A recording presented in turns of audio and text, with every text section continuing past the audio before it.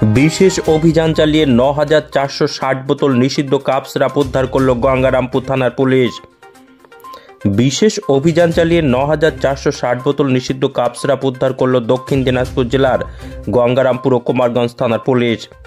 রবিবার রাতে গঙ্গারামপুর শহরের ৪ নম্বর ওয়ার্ডের নারায়ণপুর এলাকা থেকে উদ্ধার হয় নিষিদ্ধ কাপ সিরাপগুলি, যার আনুমানিক বাজার মূল্য ৯,৫০,০০০ টাকা। যদিও এই ঘটনায় কাউকে গ্রেপ্তার করতে পারেনি পুলিশ। এদিকে লাগাতার গঙ্গারামপুর শহর সহ ব্লকের বিভিন্ন প্রান্ত থেকে নিষিদ্ধ কাপ সিরাপ উদ্ধারের ঘটনায় রীতিমতো চাঞ্চল্য ছড়িয়েছে গঙ্গারামপুর জুড়ে। পুলিশ সূত্রে খবর, গত কয়েকদিন আগে কুমারগঞ্জ থানা এলাকায় নিষিদ্ধ কাপ সিরাপ উদ্ধার করে কুমারগঞ্জ থানার পুলিশ। ঘটনায় বাগডোগরা থেকে দুজনকে গ্রেপ্তার করে কুমারগঞ্জ থানার পুলিশ। তাদের জেরা করে নারায়ণপুর এলাকায় নিষিদ্ধ কাপ সিরাপের হদিশ পায় কুমারগঞ্জ থানার পুলিশ।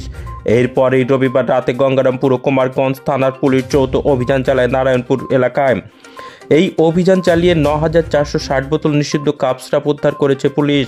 পুলিশ জানিয়েছে উদ্ধার হওয়া নিষিদ্ধ কাপ সিরাপের বাজার মূল্য আনুমানিক ৯,৫০,০০০ টাকা। এমএস নিউজ বাংলা চ্যানেলের পরবর্তী খবর সবার আগে পেতে এখনই চ্যানেলটি সাবস্ক্রাইব করুন এবং আমাদের ফেসবুক পেজ ফলো করুন।